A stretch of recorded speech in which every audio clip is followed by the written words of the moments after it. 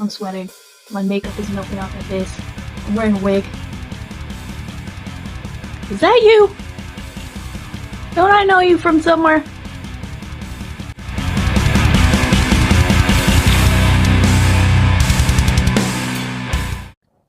Welcome to my channel.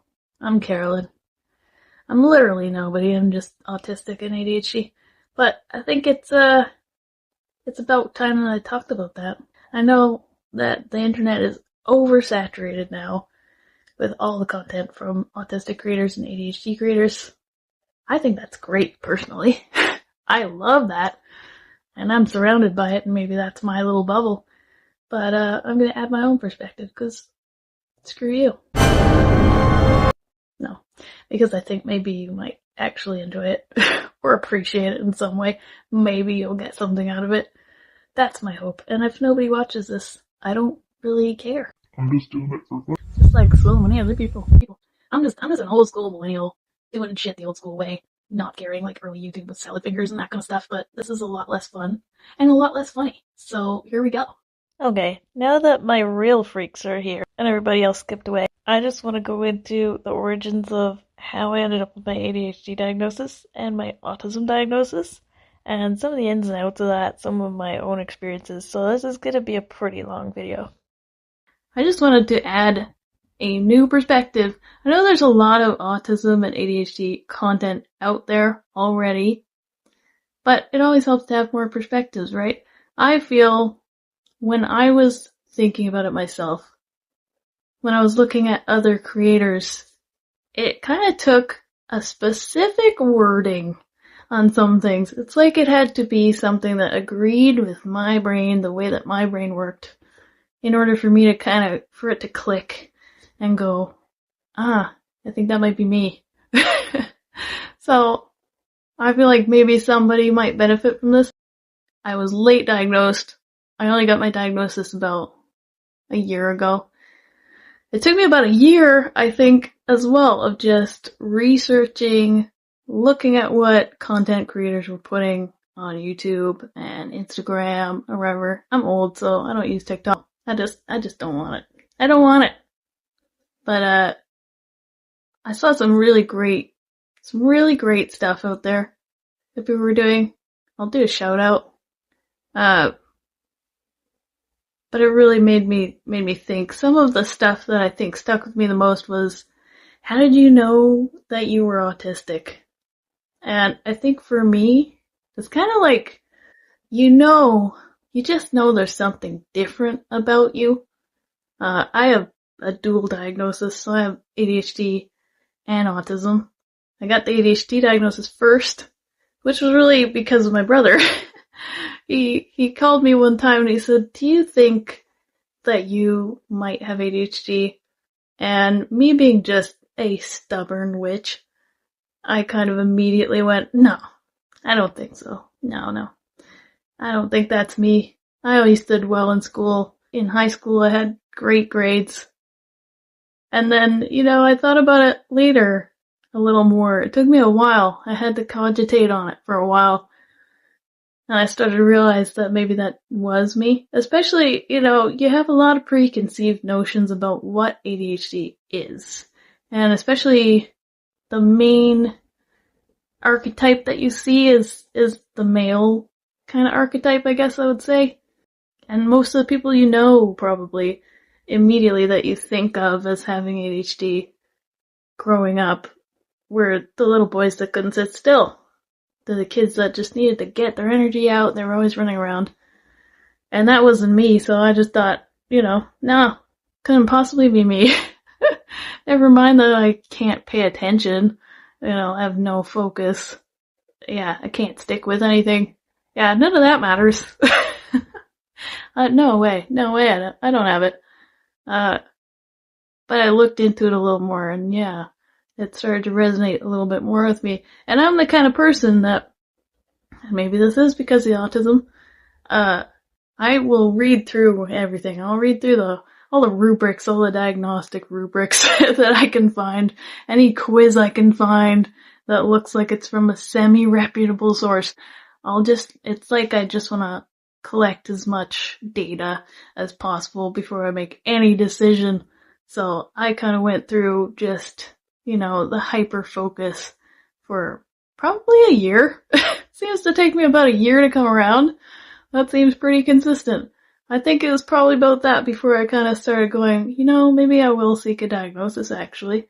Maybe we'll see if there's anything I can do about it.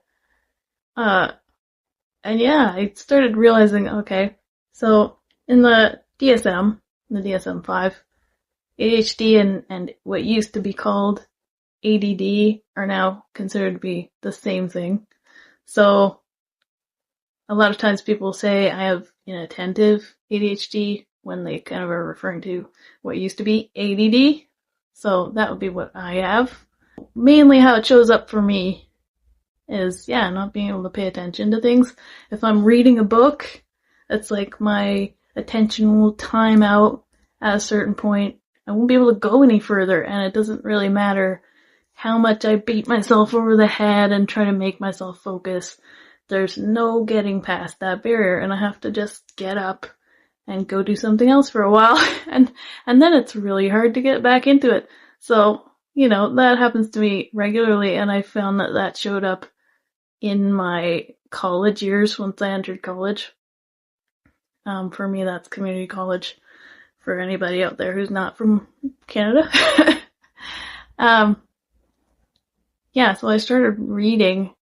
I would read my books for school, and I would just find, there was a limit. I would get to a certain point where I just couldn't do anymore, and it wouldn't matter how badly I needed to. And I was also just the absolute queen of procrastination. I wouldn't be able to just work steadily on something day by day. I can't to this day. I still can't. I've tried over and over again. It's cliche, but they say that the definition of insanity is trying the same thing over and over and expecting a different result. That was basically me in college. I was insane. I would just read stuff and expect that I'd one day just get better at it or something, like get better at focusing. I thought it was a me problem, like I thought it was a character flaw. And that's what happens to people who are late diagnosed, unfortunately. I think a lot of times it's a bit of a catch-22. I've seen people say, like, what is the real value of getting a diagnosis later in life? They say, it didn't really make a difference to me having my diagnosis at a young age. And I see the point, in a way. I'm maybe projecting my own perspective on this a bit.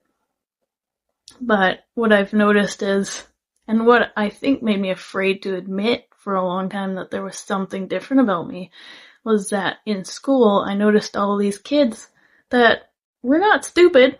They were not stupid kids, but they would kind of get shuffled out of the main classroom and get put in special classes.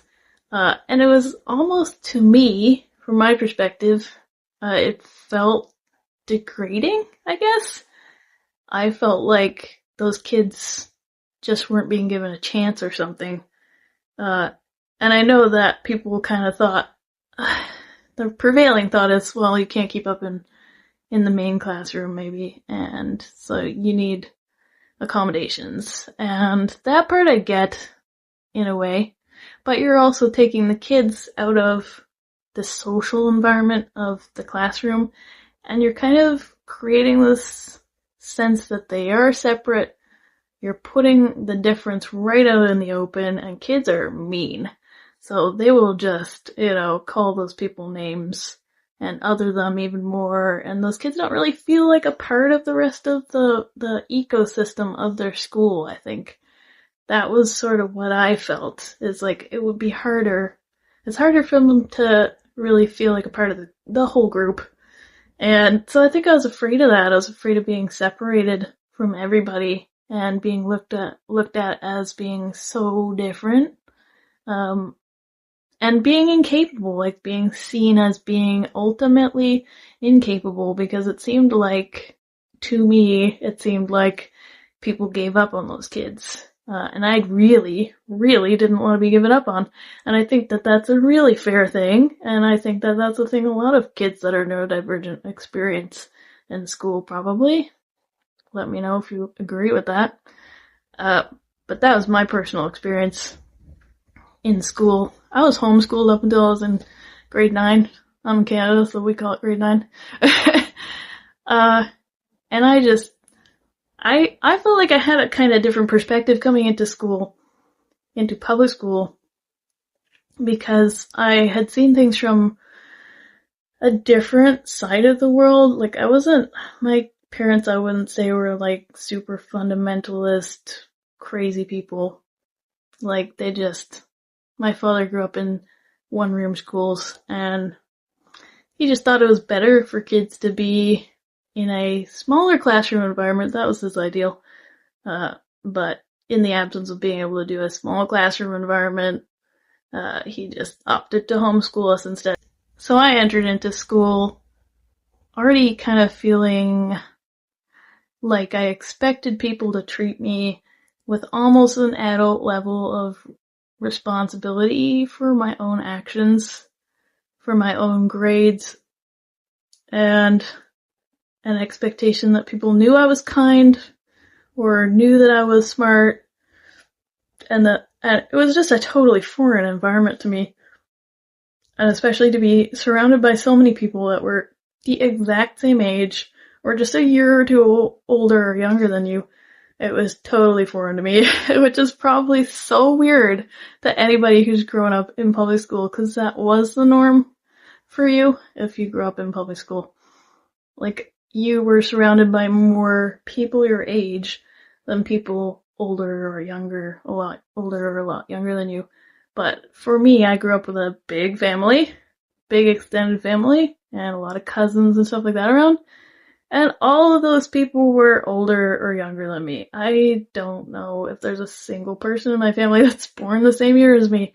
So I just wasn't used to that at all. And so the point of me saying that is that it felt extra weird to me to come into a school environment that was ultra rigidly structured, where you have like a bell that tells you when it's okay to leave the room and when you're supposed to go back, and I felt like I was being trained like friggin' Pavlov's dog or something.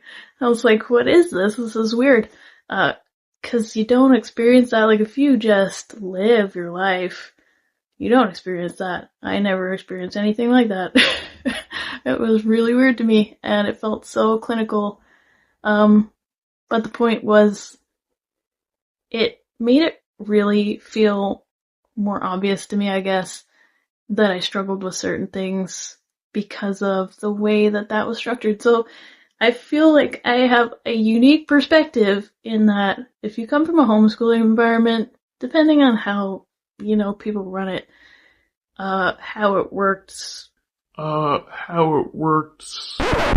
Okay, I intended to make a point here about coming into the school system from being in the environment of being homeschooled, being a unique outside perspective, but I wandered from the point. And the point I was trying to make is that coming from the outside, succinctly, it makes it kind of obvious how artificial the school system actually is, and all the structure that's imposed on you, and the expectations that are imposed on you. And my experience wasn't that, and that was the point I was trying to make before I had a classic ADHD wandering mind moment.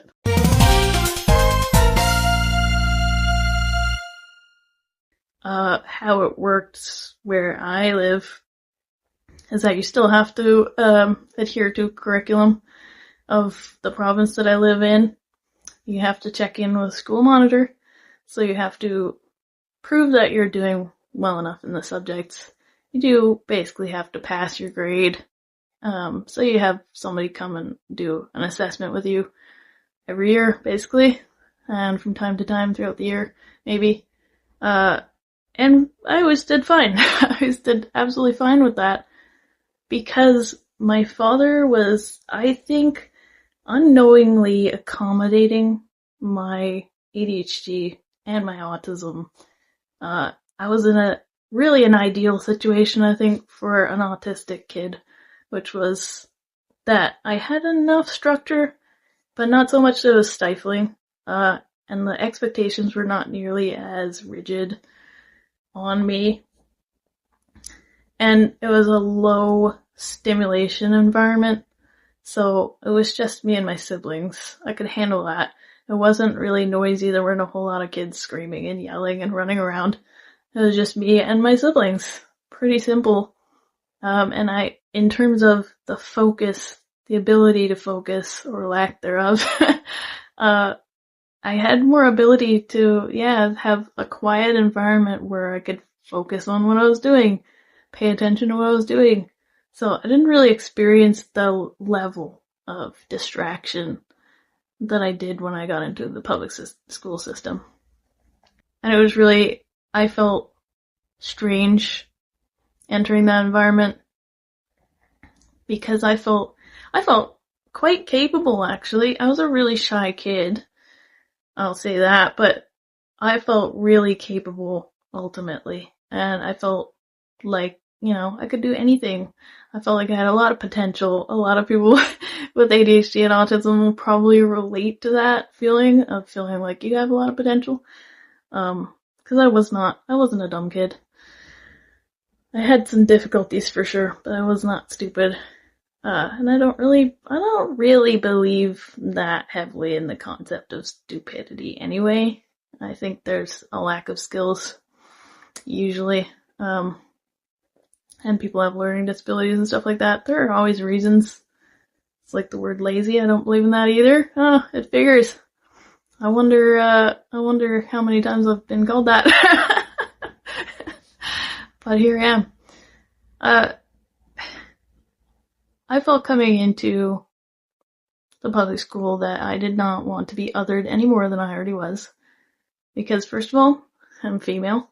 So a lot of times I got that growing up was, you can't do that because you're a girl. You suck at that because you're a girl. When I felt very deeply that it had nothing to do with my gender. And it was just because of the individual that I am and what I'm interested in and my bodily coordination or whatever. Whatever it is, it's not because I'm a girl. It's not because I'm female. So I always felt really strongly about that. And I really, really hated it when people would other me in that way. But by the time I reached high school, which is basically when I entered public school, I was getting sort of used to that and sort of used to handling it, I guess, learning how to handle it. Cause you do, it's a skill set. You have to learn how to deal with people, not believing in you or thinking that you suck because you're a certain gender. And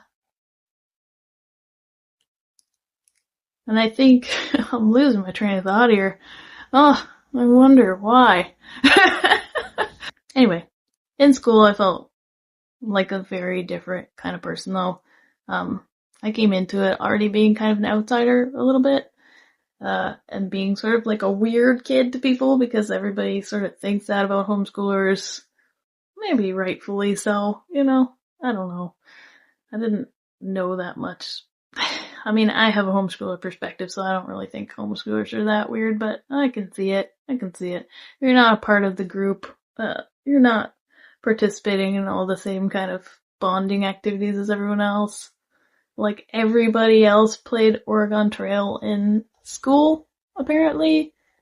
I played it as a kid, but I did not play it with, like, a whole classroom full of kids. So, I didn't get that experience, really. There's a lot of things. I didn't get the Scholastic Book Fair experience. Apparently a lot of people get that. I went to the library a lot. So I had my own version of it, but I did not go to Scholastic Book Fairs. So I didn't have that kind of experience already coming into school. So I was already a little bit of a weirdo that way. And then on top of it, I had autism and I didn't know it. And I just had no social skills. I had a very different, I should not say that. I should not say that I did not have social skills. I had different social skills. I had a differently wired brain, and I think I would have gotten along just fine with other autistic kids. But I didn't really meet a lot of autistic kids. I didn't even know what it was. I had no idea. I was the first person, I think, to say that when someone said that another kid in school was autistic, and I went, wow, he doesn't look autistic, like as if it had some kind of way that it looked. So I understand that when people do that, because I grew up not knowing anything about it, and I just was ignorant. I was stupid, and I didn't know, what it was. I thought it had a look, I guess. I thought it was like Down syndrome where there were physical features to it, I guess. I don't know. I don't know what I was expecting. I just didn't know, and I didn't know how to respond to that. So I just said something really stupid. And that's basically what it was. It's pretty classic to just not know how to respond to that, I guess. I had no idea. But yeah, I spent those years, like, it didn't really feel obvious to me in certain respects. I knew I was different, but my own family, like, accepted it, sort of. Like, I sort of was looked at, I guess, as being quirky, being a little weird, but not in a harmful way, so I don't think anyone really thought much of it.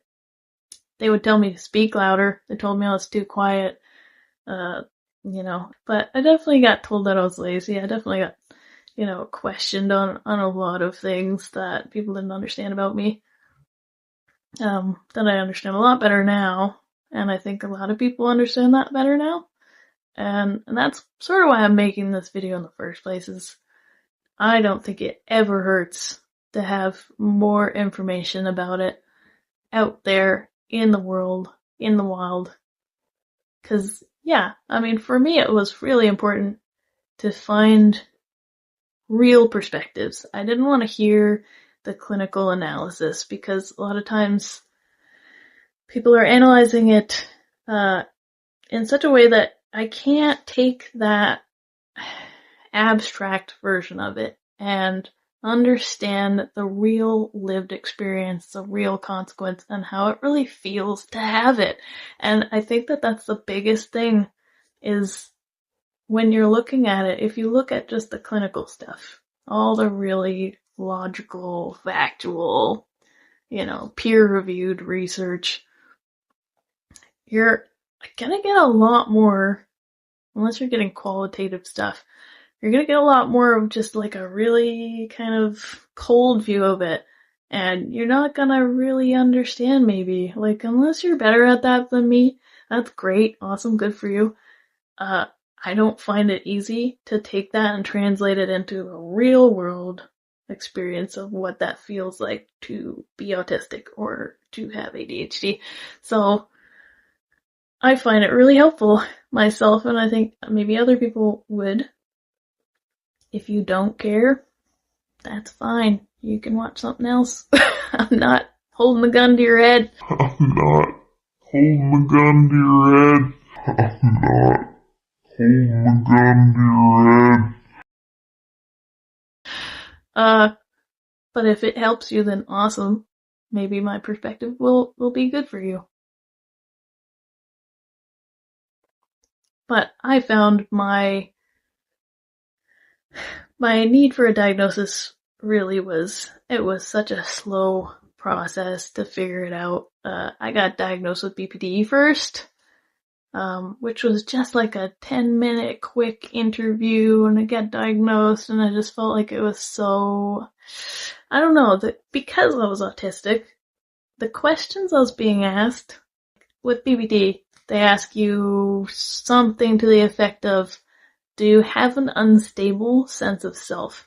And being such a people pleaser, I didn't want to ask, I guess. Like, I just kind of needed time to process it. And I was kind of afraid to ask, like, what the heck does that mean?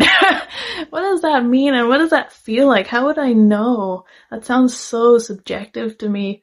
I don't have any frame of reference for what that means, having an unstable sense of self. Because I don't know, if I didn't have an unstable sense of self, did I ever? And would I know what that felt like to have one? So for me, it was a really weird question, and I think I sort of might have said yes to it because I just wasn't sure. So I just didn't know, and I don't like to say anything that I don't feel sure about. I am not a factual person though. Like, do not take anything I say as gospel. Always do your own reading on stuff. So I'm not purporting to be an expert. This is just my own experience. But I found that whole scenario to be just a little weird. I didn't really feel like I had the proper clarification that I needed on it. And it felt like just I was being smacked with a label. Just, there you go, you're a BPD. And that's as simple as that. And then no further follow-up on what does that mean for you as a person, and what do you do about it? Is there any way to treat it? Like, I don't remember getting any of that kind of guidance. So it was sort of like, you're a BPD, now get out. And that really just was not helpful for me, because it made me feel even more othered. It made me feel really ashamed of the struggles that I was having at the time. And a lot of those struggles now I know, I'm getting kind of emotional, but some of those struggles, a lot of those struggles at that time, I now know were coming from the fact that I had ADHD and I had autism, and I didn't know it. Who knew that that could have such a bad mental health impact on you? So a lot of times the people that get an early diagnosis, I think, have a different perspective in that they've been othered for their entire lives, probably. They've experienced the feeling of being sort of an outcast from day one and feeling like that, and being sort of more structurally set aside or pushed aside, and perhaps people not having any belief in them, from the get-go, just not really thinking that they were gonna amount to anything. So I think that a lot of those people might feel like it's a bad thing, like their diagnosis is a bad thing, and it's just haunted them and followed them their whole lives, and people have just treated them awfully because of them, and they've been othered so much more because people knew that they had it, and they also knew, and so they couldn't have that blissful ignorance of going, oh, I'm just a human being. It's not my entire personality, and I can just live my life like everybody else. I deserve to have that same experience, maybe, you know? But from my perspective as a late diagnosed person, it's totally different, because I feel like the struggle didn't go away because I didn't have a label. It didn't make a difference, really. Well, it might have made a very subtle difference, but it didn't make much difference to the fact that people clocked me immediately. They still knew. I didn't have to tell them that I was weird. I didn't have to tell them that I was different. They immediately picked up on it. And they always have. And even though I'm really high masking, I would say I've never been able to hide it. I've never been successful at pretending to be someone I'm not. And a lot of times I rebel against that too, which I'll talk about later if I remember. She would not remember. But people who are late diagnosed have a different experience, I think, in that way, where you go your whole life wondering, what's wrong with me? What's different about me? Why am I like this? I'll give you an example. Back when I was like, this sounds insane to anybody who doesn't have this, I think, like, doesn't have autism. Probably sounds really weird. But when I was a teenager, like, I don't know, there just was like a rash of deaths in my family, I would call it. So I had a big family on both sides, my mother's family and my father's family, and just kind of like year after year, there would be like an aunt or an uncle or somebody, a grandparent, somebody would pass away. And where I'm from, it's very customary to have wakes. I know a lot of people don't do that anymore or have never done it.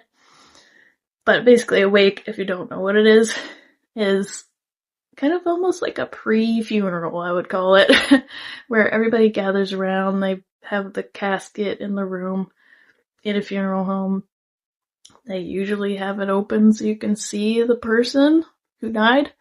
And it's kind of like, it's supposed to be like a community solidarity type of thing, and people having a chance to express their condolences, having a chance to have some closure and say goodbye to the person after they've passed away. And it is deeply religious, of course. But it's also just a community thing where people come together and express support. And they shake hands. There's the family lines up in a line, and everybody who comes to say goodbye and to express their condolences shakes hands with the entire lineup of people. I was a part of that lineup of a family several times as a teenager, and attended these wakes and whatnot.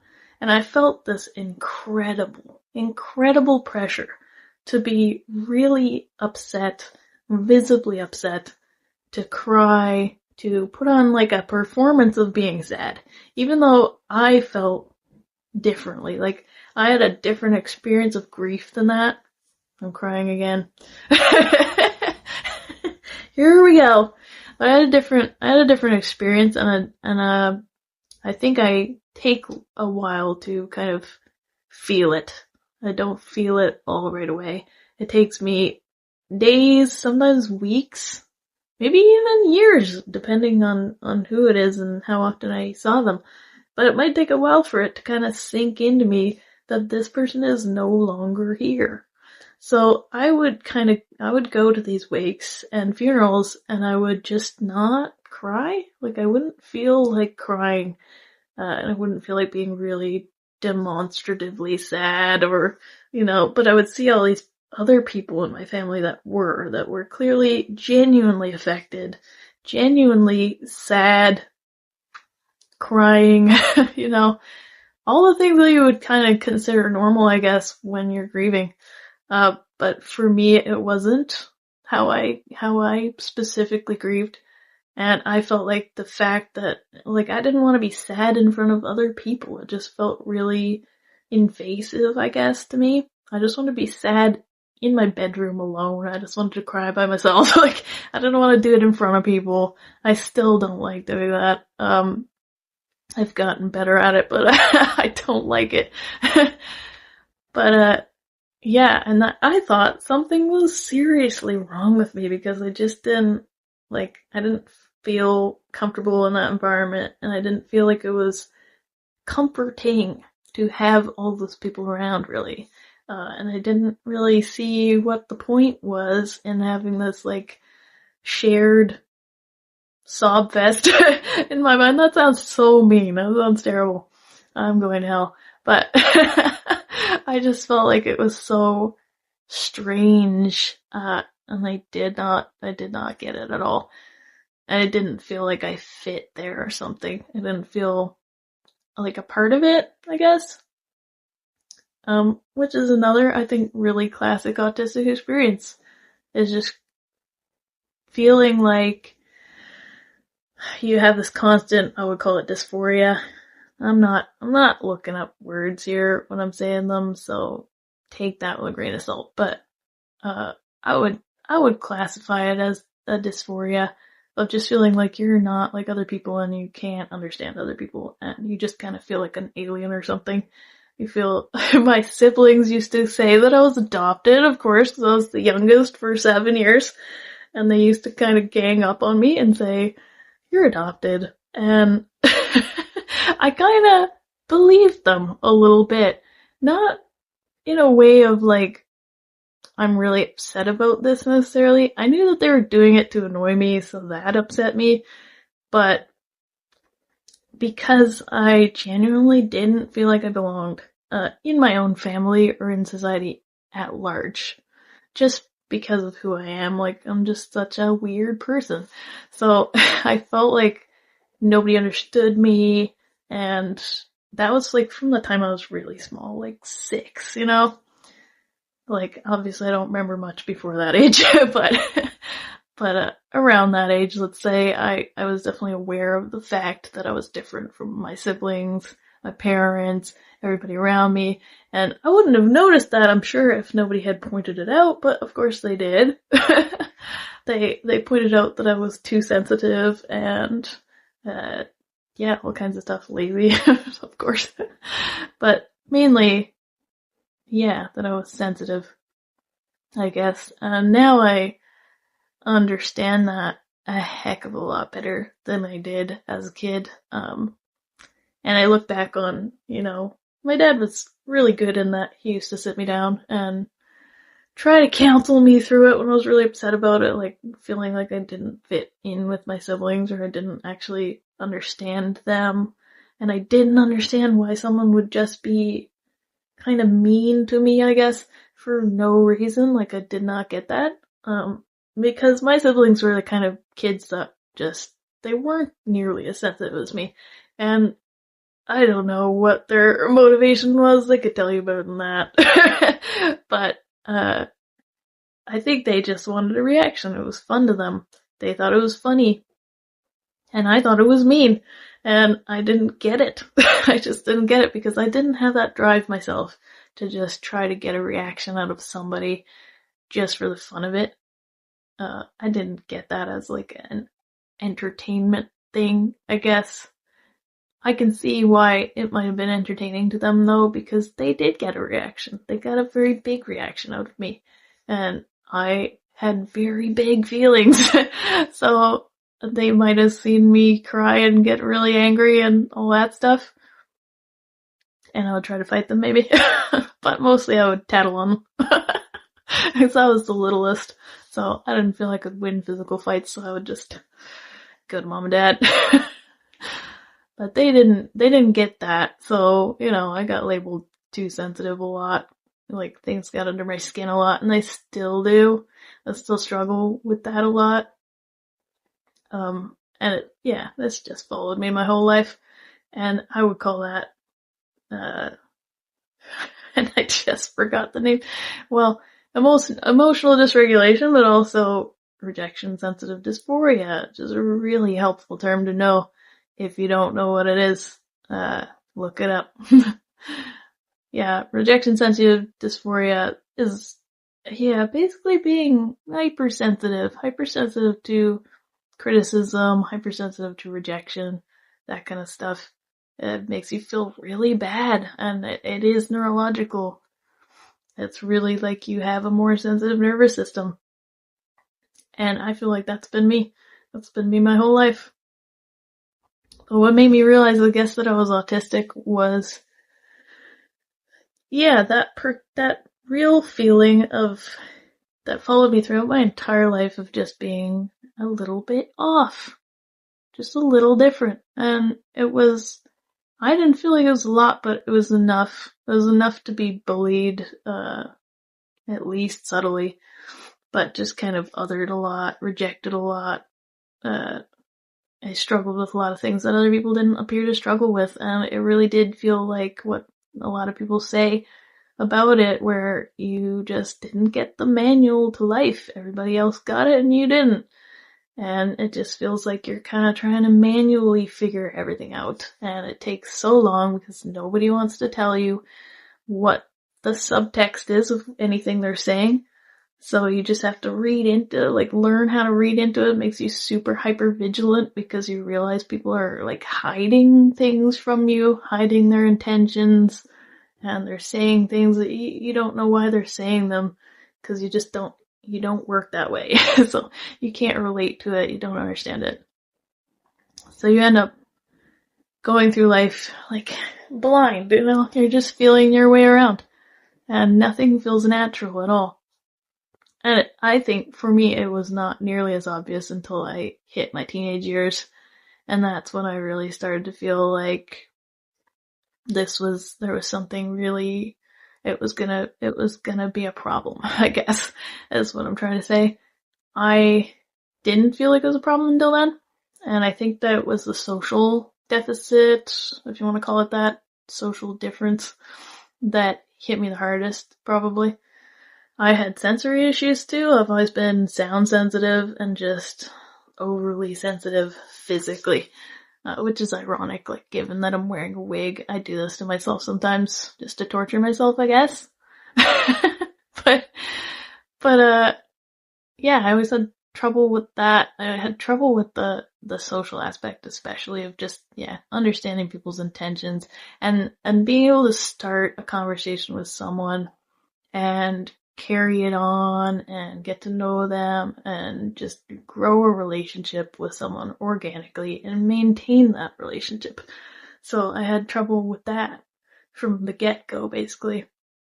I always felt like I just kind of went along with things. If, my siblings had friends, I became a part of that friend group, maybe a little bit, at least. If somebody was doing something, they took me along with them, maybe. But, so I sort of default became a part of people's friend groups because of my siblings a lot. I didn't really feel like I was exactly starting my own friendships with anybody and initiating friendships. So I felt as soon as I got into adulthood and I just kind of graduated into the adult world, into the workforce, that became a really way more obvious problem. Cause you gotta be able to talk to people. Like, you have to be able to talk to people. And it's so hard when you can't. I didn't know how to, how do I keep a conversation going? How do I start a how do I choose a topic that someone else is going to be interested in? Like something that we're both interested in, because I have an interest-based brain and I just cannot talk about things that I'm not interested in. I will go crazy. I will feel like I need to claw my way out of my own body, and it feels like torture. So I had to try to get around that by picking topics, I guess, that I could talk about, that I knew something about maybe, and that felt comfortable to me, that felt good. I wanted to talk about that with someone. But, talking about the weather or something like that was like, don't, please. Please don't tell me it's raining. I know it's raining. And even if I didn't, I wouldn't really care. I would find that out when I walked outside or looked outside. Whatever. Yeah, weather happens. Rain happens all the time. Okay, is it your first day on Earth? Like, I just, that boggled my mind that people wanted to talk about that. I know that sounds super mean to anybody who loves small talk. And I've come around a little bit now because I don't really want to get into a heavy duty, in-depth conversation with every single person I meet now. Not unless I feel like I trust them a little bit. And a lot of times that starts small. So I get that there's value in small talk now. But when I was earlier in my adult years, don't come for me. I just didn't get it. I did not understand it. So that posed a lot of problems for me, that I couldn't conform to anything, nor did I want to. I didn't deeply want to conform to anything. I felt actually that it was weak, I guess, to conform to societal expectations to a degree. Like, if somebody wanted you to drink alcohol, I didn't want to do that. I didn't feel comfortable with it because I didn't like new experiences, and that was another way that it showed up for me. Autism, that is. And I would be really anxious about something new like that, but also I knew the dangers of alcohol already, having had alcoholics in previous generations of my family. And it's kind of like a lore in my family that I felt I needed to avoid. And I also felt like I was internally susceptible, which is pretty spot on, actually. But yeah, I felt like I would be weak to that, possibly, so I didn't want to try it. But that ended up kind of punishing me in certain ways socially, because that's what other people my age wanted to do. That's what they wanted to do at the time, is just go out, have a bonfire, and everybody gets drunk together. And that just wasn't what I wanted to do. I just wanted to go and be sober and do that. And I think they felt surveilled whenever I was around and not drinking. So, you know, in my mind, my young mind, I kind of went, and I still kind of think this, that's their problem. That's not my problem. You know, if you don't like the fact that I'm sober, you need to work on that. Yeah, there's something there. But for me, yeah, I didn't want to do that. So there was a lot of things like that, and I found that followed me into college too. It followed me even to this day, where I am not the kind of person who has ever felt like, you know, that saying about if you would jump off a cliff, if your friends would jump off a cliff, would you jump off the cliff with them?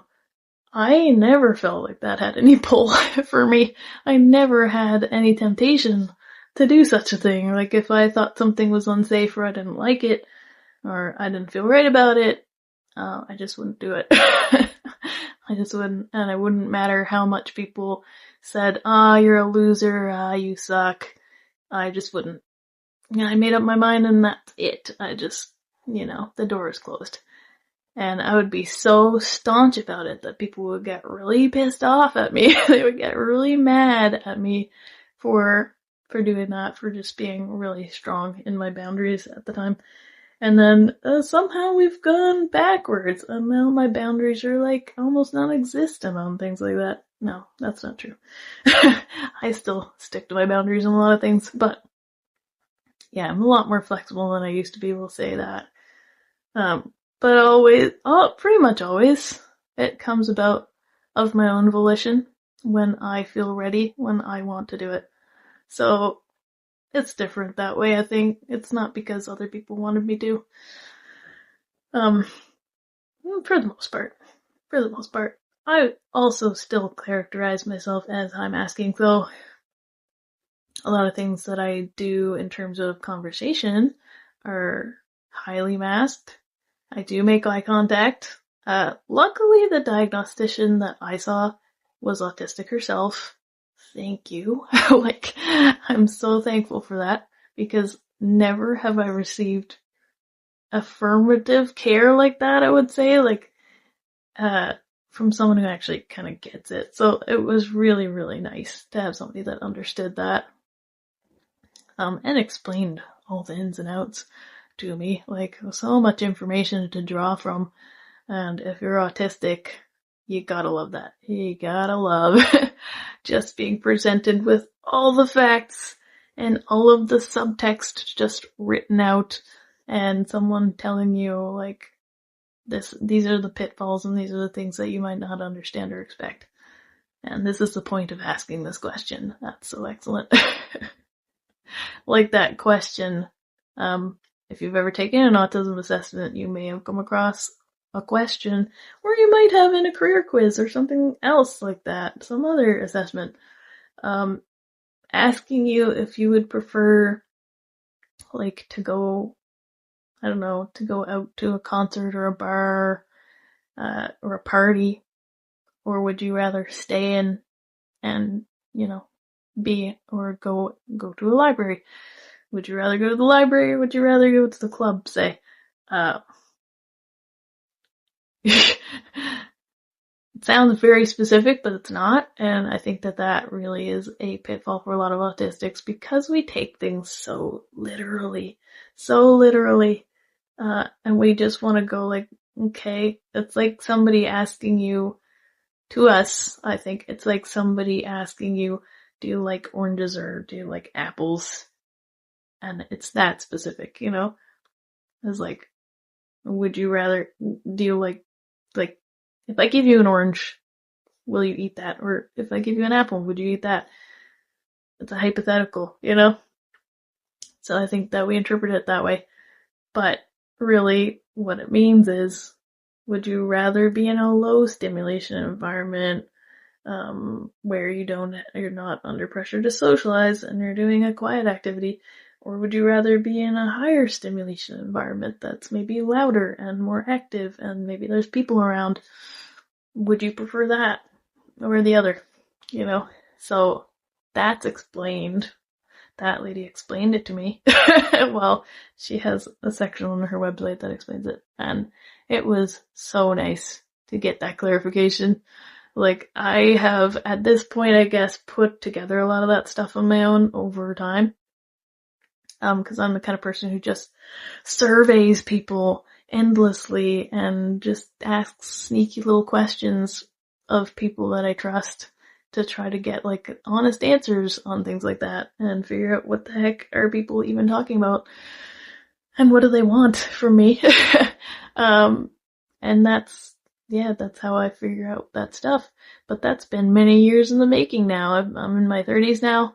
I still feel like a child socially, like, and just in just about every way. So, it takes time to figure that out. And especially if you don't know you're autistic. And I think that is, again, coming back to why am I making this video? Because I do think that that's incredibly valuable to know. Just to know. And it's not even so that you can get accommodations. Like, yeah, that's great. Not everybody wants that or needs it, maybe. Or they might not realize how it could be helpful to them in different circumstances, or they might have fears around it, which is totally valid, around how people perceive them. If they have autism, if they openly admit to having autism in the workplace, say, or in school, whatever. Or even with your family if they just happen to not be very accepting of things like that. And friends, loved ones. Yeah, that's a personal decision, and I leave that with you. But having autism is a really difficult experience if you don't know that you have it.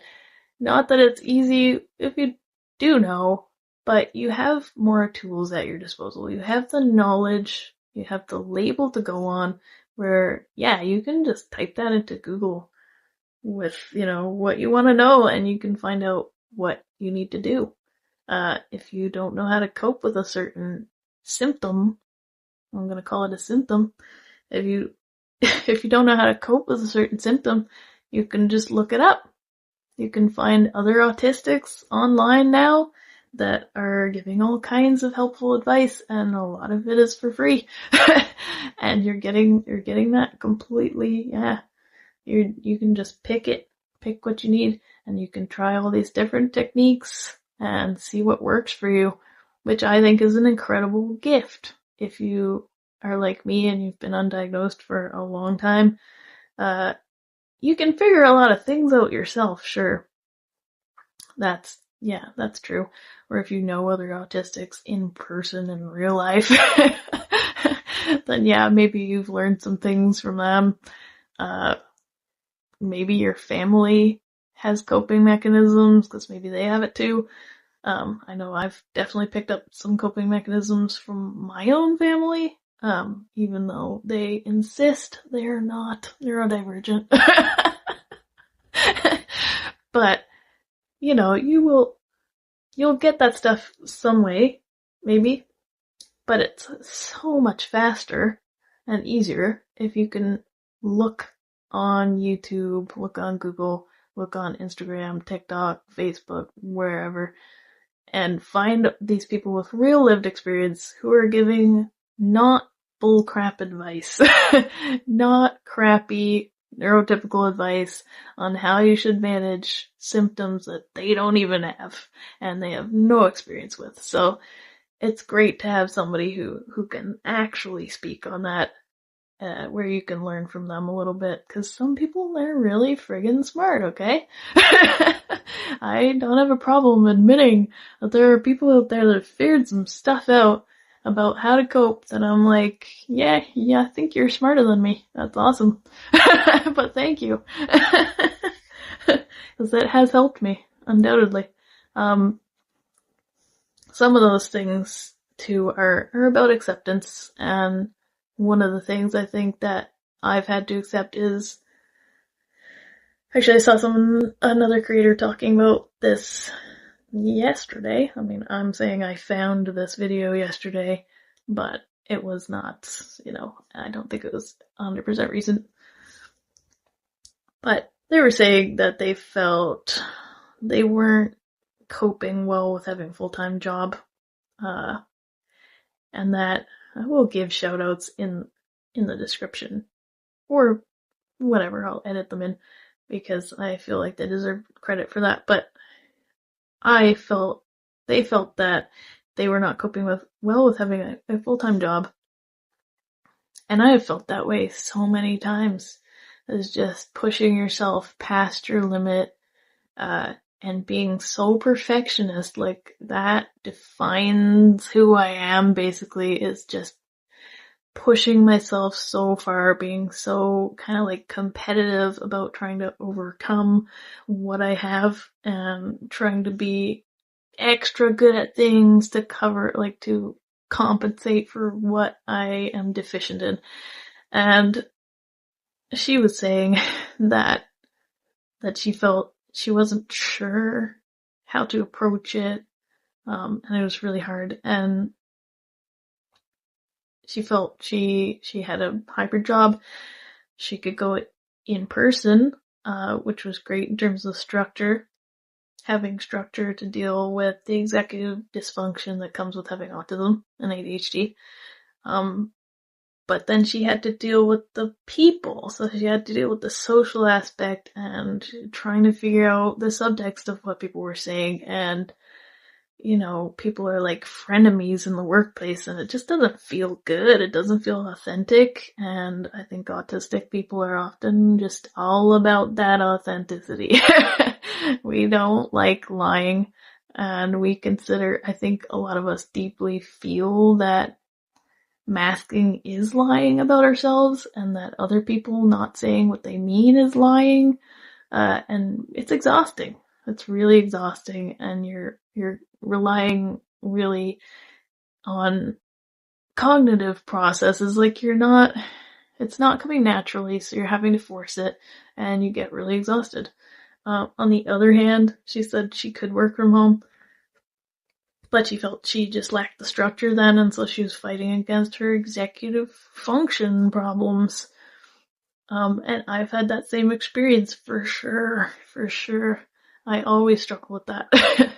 But you come to that conclusion eventually, I guess, that, yeah, this is a legitimate disability, and this is how it disables you. This is how it affects you in society and in the workplace and in school, in settings where you're expected to function on a neurotypical level, where you feel like you can't be as productive. You know, you can maybe for a little bit, but then eventually you kind of run out of steam. You burn out really hard. Like right now, currently, as we speak, I'm going through autistic burnout. And for the first time, I have a label for it because I got that diagnosis. So I actually can say, oh, this is autistic burnout. I know that's not verified 100% yet in the scientific community, and it's not a formal diagnosis kind of thing, but it resembles a lot of things about burnout, which is a thing. But it's really specific. It's quite specific to autism. And I definitely have felt that I've had a regression of skills. I have not been able to look after myself the way I have before. I feel like I can't take on other people's emotions. I can barely deal with my own emotions. And I tend to feel like low level depressed all the time. And it's really not pleasant. I knew it was going to happen because I accepted a job that pushed me past my limit that I was already comfortable with, and pushed me into new territory where I was supervising, and it was a lot. There was a lot of conflict in my workplace that I had to manage, and it just felt incredibly difficult for me because I struggle with my own emotional regulation, and taking on a lot of conflict and emotion from other people is not easy. I mean, it's not easy even for someone who doesn't struggle with their emotional regulation. So, you know, it's not really a huge surprise to me at this point that I am in burnout, but that's affecting me economically. And that is part of the disability part of it, is that, yeah, I can do a lot, but I can only do it for a certain amount of time. I can't sustain it, and eventually I will get to a point where I'll burn out. And I still haven't really figured out how to get around that. I would love to be at a level of like super high functioning and being able to do that and sustain it for a long time. Because I would like to have money. I would like to have independence and agency. But for me, that's just not really the reality right now. And I'm still trying to figure it out, I guess. Aren't we all? But that's kind of the function that having a diagnosis serves, is to be able to know that that's what's going on and be able to put a name to it and be able to read about it and have that, have the support of other people who've also experienced it and their know-how and their somewhat the validation. I mean, it matters to people to feel like, hey, I'm not alone in this, and I'm not the only one who is suffering with this specific problem. So, and I tend to, like, when I was younger, I think, and I knew less about psychology, because of course I developed quite a special interest in psychology in the pursuit of trying to figure out what was different about me. But in that time, I think that my view of myself has changed a lot, and not necessarily in a good way, always. Some of that's from repeated rejection, some of it's from repeated failures in the workplace, and people firing me for reasons I didn't understand and stuff like that. But, I think a lot of it was that in my adult years, it has felt like a lot more of a hindrance and a lot more of a disability than it ever did in my younger years when I didn't have all this stuff to maintain. Like, if you're an independent adult, yeah, you have to worry about your credit score. You have to worry about paying rent and things like that. You have to worry about food. You have to worry about your own physical and mental health and managing healthcare systems. For me, thank God, I live in a place where I don't have to deal with insurance, because I don't think I would be able to, quite honestly. That would be a real challenge for me, an added challenge that I really don't need. So for me, I'm glad I live in Canada. Sorry. But I need that. I need that help. But I'm also in a very particular situation where I'm at war with myself. I want to be independent, but I can't be fully independent. And I want people to look at me like I'm capable, but I'm not 100% capable. So, I don't really blame people for kind of looking at me as not being reliable. I can't rely on myself. So I don't really blame people for not relying on me. And actually that feels like a lot less pressure for me to be in a position where people are not counting on me that heavily, because I don't know when I'm going to crash out. Like, something's going to happen and I'm not going to be responding to people's texts for a month or two. I don't know. That might happen. So sometimes I would rather people didn't depend on me too much. But on the other hand, I want to have value in society, and I want to be productive. I want to do something with my life, because I only have one of them. And I want to do something with what little talent I have. So one of those seems to be talking for an hour straight.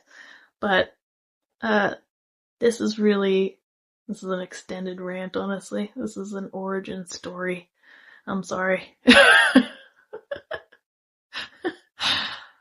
I'm not used to talking at a camera either. But here we go. Yeah, I feel like that function of having a diagnosis, that's what it's good for, is knowing what's going on with you, at least, and being able to understand it's not because I'm a crappy person, it's because I have a crappy disability that affects me in crappy ways, and it makes me feel like crap. And seeing other content creators putting stuff up and being honest about that, being really vulnerable, like all the respect to anybody who's making videos and putting them out there, because it's scary. It's honestly scary. It's scary to put that out there and to know that people are going to react in all kinds of different ways and they're going to nitpick things that you say. I've seen it happen with autistic creators recently. I'm not going to name any names, but it has happened. And I expect it will happen to me. But, please don't be mean. Like, there's no reason. Please just watch your words. But, it is scary, and it takes quite a bit of guts, I think, for somebody to put it out there, but it's much needed. It's really, really much needed, and I think for everybody who says a negative thing, there are like 100 other people that are super grateful and in full agreement, or at least partial agreement, and have actually gotten something out of what you've said. So that's what I've felt watching creators, is maybe I don't agree with every single thing that they say, but that's because I'm a different person. I have my own perspective, I have my own personality, and my own views on things. Yeah, absolutely. And I will never, ever claim to be a perfect person, or to be a popular person, or to be a likable person, because I don't think I'm any of those things. I'm just a weird little nerd making a video here. But maybe it helps somebody out there. And especially, like, if I could talk to my younger self, well, first of all, I'd probably tell her to stop being so goddamn arrogant. But, I'd probably be nicer about it than that. But I would definitely have some perspective to share on that, and I feel like that does benefit younger people as well, who haven't lived with it as long as I have, and maybe this speeds up the process for them a little bit to understand, oh, there's a word for that, there's ways of coping with that. I haven't gotten into any of the ways of coping with it, and I don't think I'm an expert on any of that anyway, but I can definitely tell you some things, which I will in a future video, but some things about, coming to a kind of acceptance about it, I guess, and my perspective on what it's like to be autistic and to have ADHD. And still I have self-doubt every now and then of like, am I even? But then I think back to that young me at those wakes and funerals and in social situations where I was getting rejected and over again for reasons that I didn't understand, and I 100% believe it. I 100% believe it. Here I am crying again. And I think back to when I was a kid and I used to line up all my stuffed toys by category of toy. Like if I had stuffed cats, a bunch of stuffed cats, I would line all the cats up together, all the dogs up together, whatever. Any similar type of thing, I would categorize it, and that was my form of play in one sense.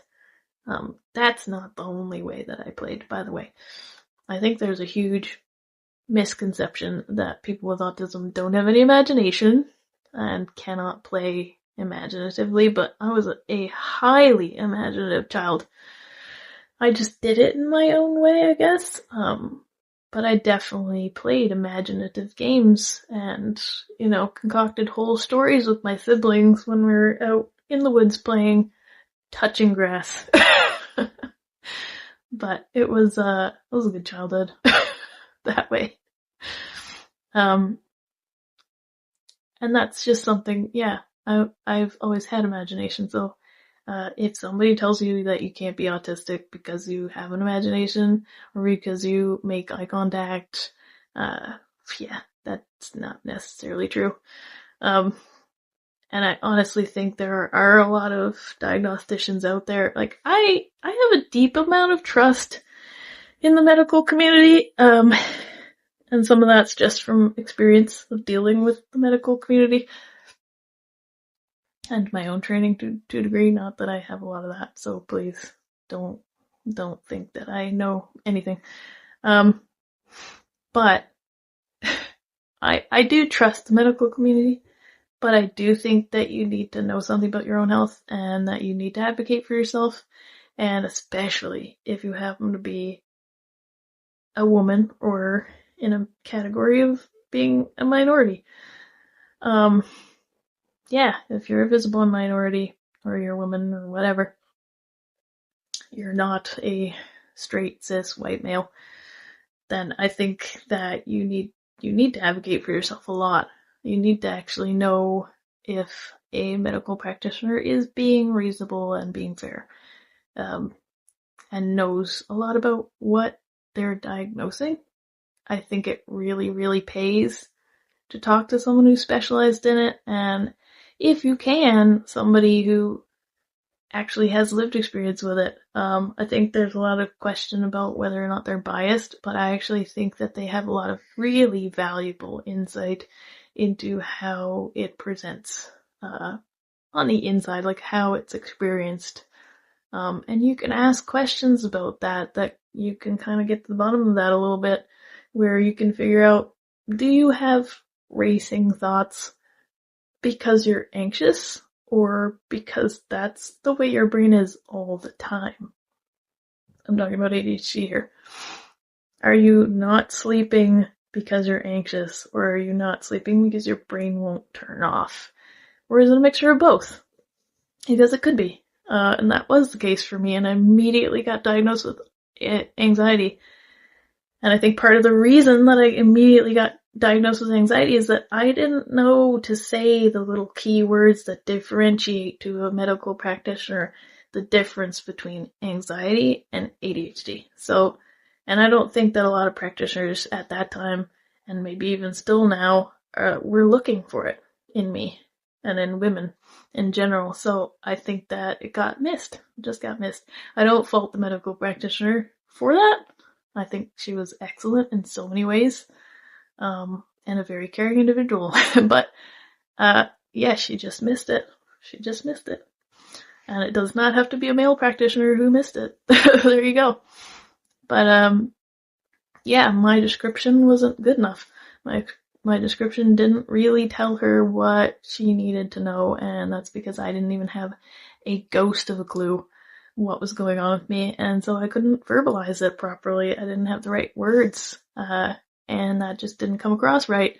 So instead of instead of being able to delineate the fact that yes, I was anxious, I had a lot of anxiety, but that wasn't 100% the reason that my brain never shut up and why I was thinking ahead to the next day, that affected the fact that I didn't get a diagnosis earlier. So I do think that it pays to learn about that and yourself, like to learn the words, the phrases, the difference between those things cognitively, like in terms of your thoughts, how you think about things. For me, that the difference between my ADHD and my anxiety, and my autism, it all played off of each other, honestly. Was it really obvious in college. It kind of came to a head in college, where I wouldn't be able to get to sleep before I had a big presentation or something like that the next day. Because I would be thinking about the presentation and what I'm gonna do and how I'm gonna execute it. And some of that was anxiety because I dreaded it and I feared it. But some of it was autism because I wanted to be prepared. I wanted to be ready, and I didn't like uncertainty and ambiguity. I couldn't deal with that mentally. So I would just try to compensate by thinking about it a lot, planning it a lot, and trying to figure out if there was anything I missed. Did I forget anything? And that feeds into the ADHD, you can imagine, as did I forget anything? Did I proofread this enough? Because my eyes will just skip over something and not notice something. Or I'll forget something really important.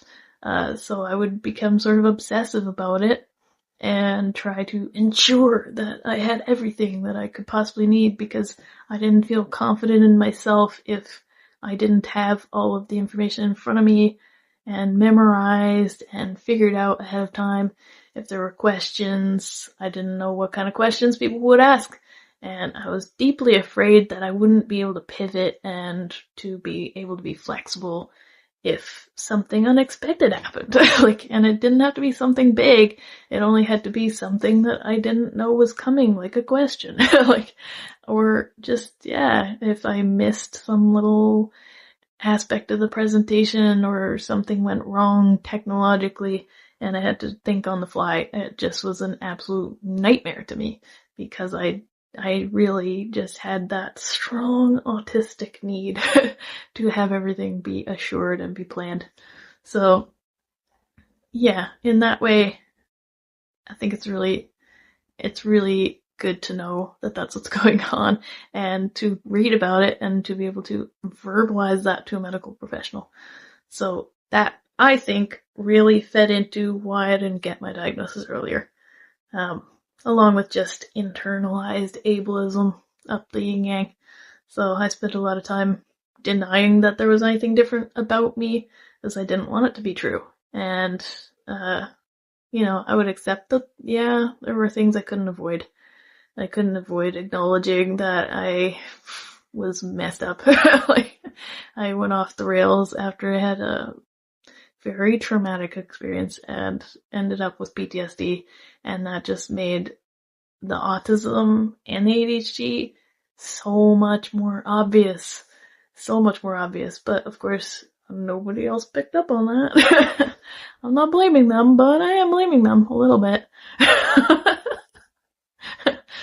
No, but it took a long time for me to figure it out, and if it took a long time for me to figure it out, and I'm the one with all the internal data and all of the ongoing play-by-play of what's going on in my brain and how I feel and what I'm experiencing in my life, how the heck would somebody who spends 10 or 20 minutes with me ever know? How would they ever figure that out?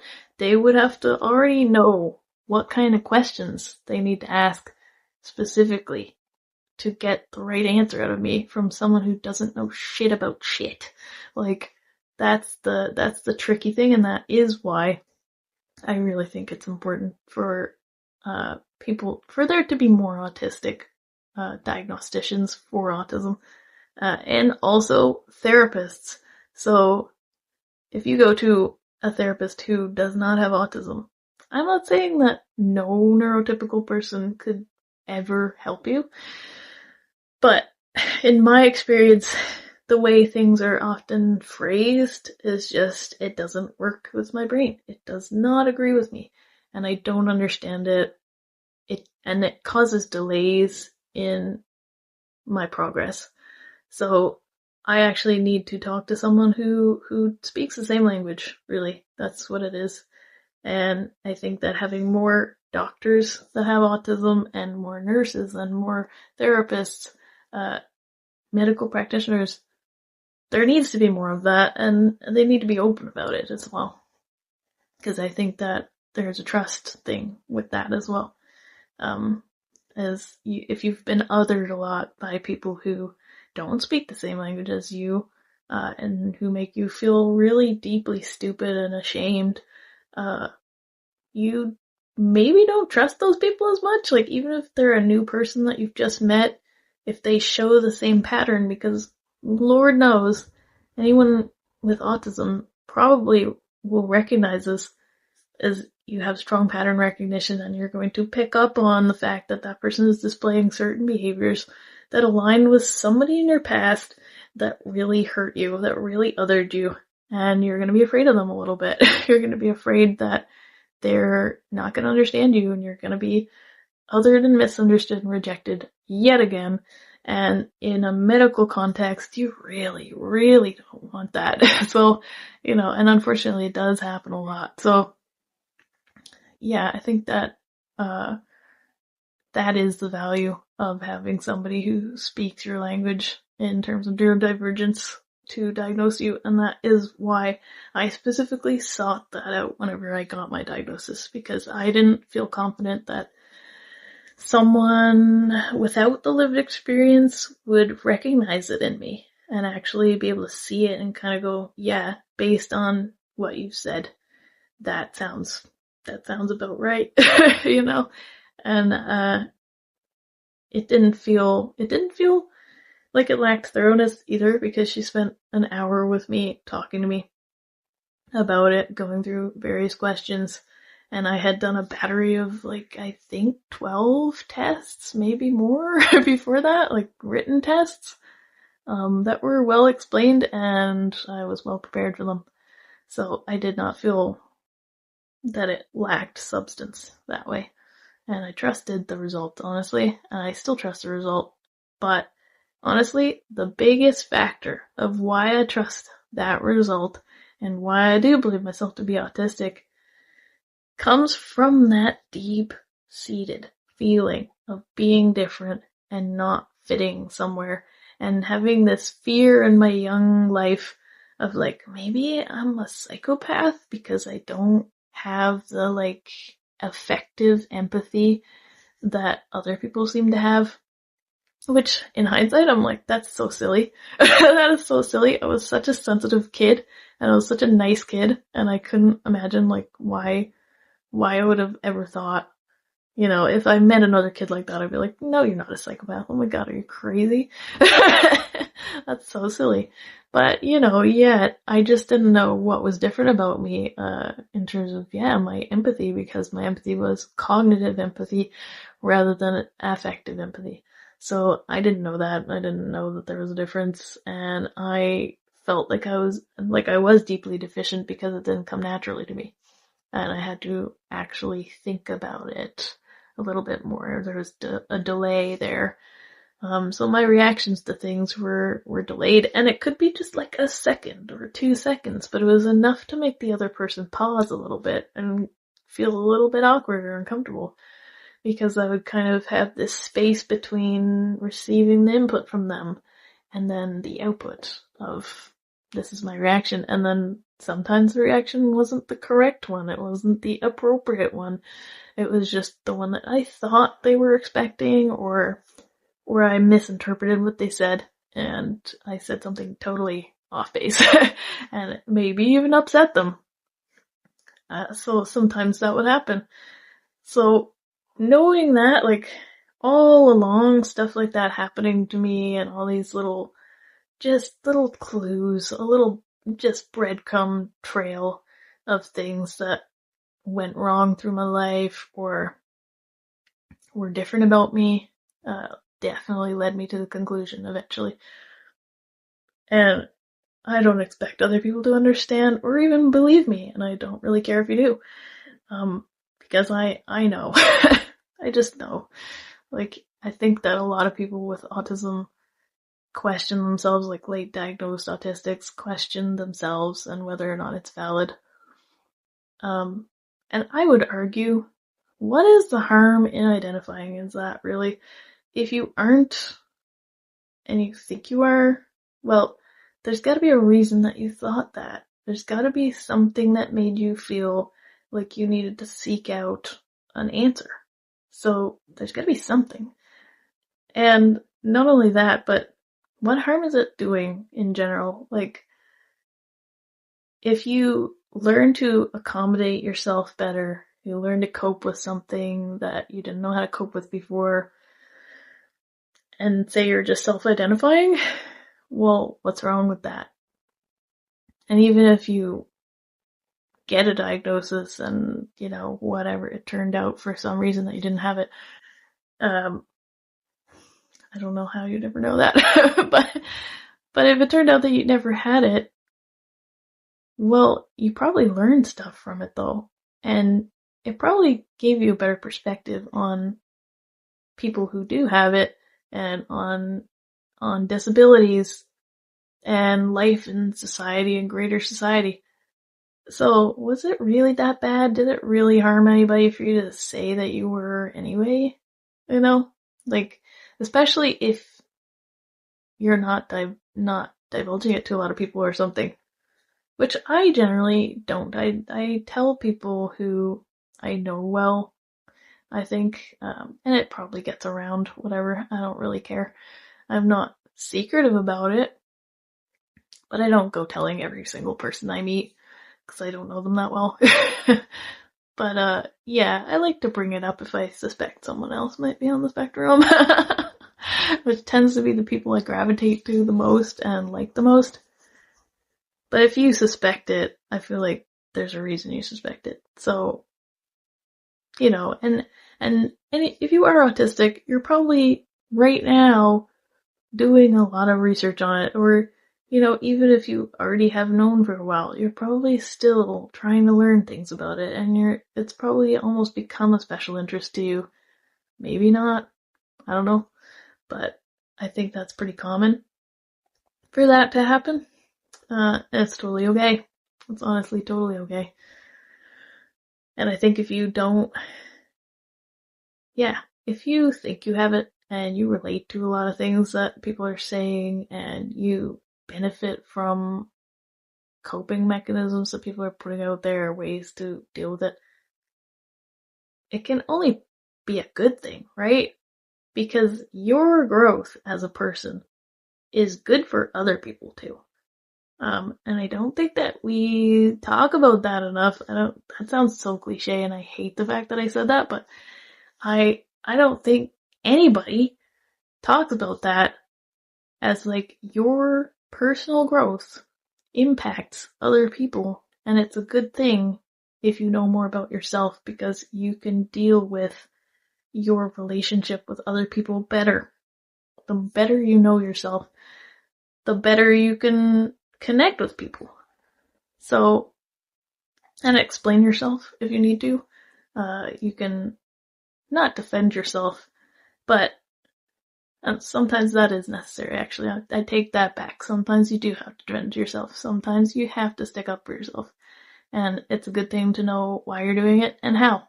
But I think in general, in order to avoid harming other people, you do need to know more about yourself. I know, like, in the past, I had a really bad crash out with the PTSD, and I did hurt people in that time, and I know I did. And I would apologize to a lot of them now, I think. But I also kind of have understanding of, like, what I was going through back then, and what all it entailed. And there definitely was a lot of difficulty that came about from not understanding myself at that time. So, knowing myself better now, I can avoid that same kind of situation happening ever again, really. Hopefully. I mean, I'm just kind of crossing my fingers on that one. No, I'm not. I'm actively working at it. But, yeah, like, dealing with other people is a skill, and especially if you're autistic.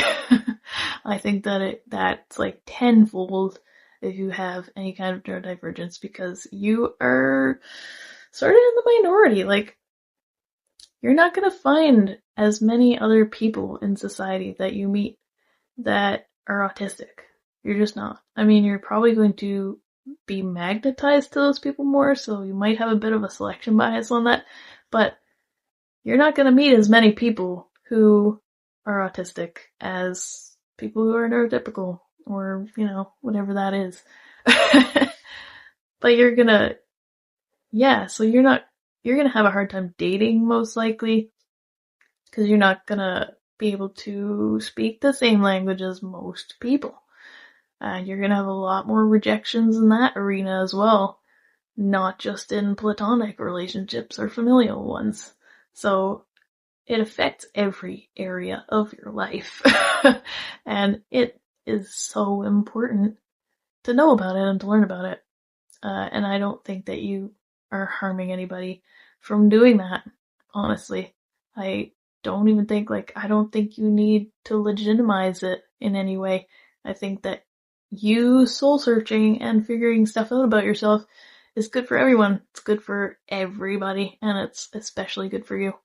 So I don't fault anybody for self-diagnosing, honestly. I think it's perfectly valid. Especially like when you're late diagnosed and you're dealing with healthcare systems that are difficult to navigate, or invalidating as well, and maybe not up to date on some of this stuff, maybe not specialized in it. You're gonna encounter some problems there. So I don't think it could ever be a bad thing to know more, you know? And I don't think it could ever be a bad thing to self-diagnose. Like, what are you gonna do? I don't know. How are you gonna harm somebody that way? I don't see it. If you have your own perspective on this, I'm only speaking from my own perspective. If you have your own perspective, instead of posting hateful comments, please and thank you, you could make your own video. And I would encourage you, especially, please, if you're in a visible minority and you don't relate to my experience because I happen to be cis and hetero and, you know, female, whatever, I identify as that, I'm white, I get that, I'm aware of that. If you're not that and you are neurodivergent, the world needs you to share your perspective. You don't have to, you're not obligated. Obviously, protect your mental health. But if you can, and if you have something to say in a different perspective, I 100% encourage you to put it out there, because somebody out there needs to see it. Somebody needs to hear it. And I'm sure that somebody would feel incredibly validated to hear your point of view. So, and not only that, but it's very interesting for lots of people. And maybe they would learn something that's out of their comfort zone and out of their own little bubble of perspective, like myself. So if you have a different perspective, I would really encourage you to make a video about it or make a post or something. Start sharing it. We need to hear it. I'm only gonna speak on my own because that's what I know, and I don't feel comfortable speaking on other people's experiences. I can acknowledge that they exist. That's all I really feel comfortable doing, quite honestly. And I fully support you. I support you and I love you. But, yeah, I'm not gonna try to put words to your experience. If you find stuff in mine that is helpful and relatable, awesome. I've done my job. But I'm, again, only really doing this for fun. I'm not really doing this to be a guru or to give you all the answers you ever needed in your life. And I know that I've said things that are incorrect. I'm sure of it. And there are things I'm just rambling. I'm not even looking anything up. I'm just going old school like we did back in the 90s and just saying stuff. So if you have something that needs correcting, by all means let me know. But I mean, most likely it was not meant in any kind of harmful way. I never mean to hurt anybody. So just know that I'm not out here trying to be attention seeking or mean to anybody. That's definitely not my intention. I really just want to put a voice to my own experience in hopes that maybe somebody out there might benefit from it, because I know that that's been the case for me. Is I've heard little vibrations, we'll say, from other people's experiences that have just echoed what has gone on in my own life and made me feel a little less alone and help me understand myself better. So that's my hope of what this is supposed to achieve. And if it's too long for you, well, that's life. But I hope that you gain something from it. And have a good day or night, wherever you are.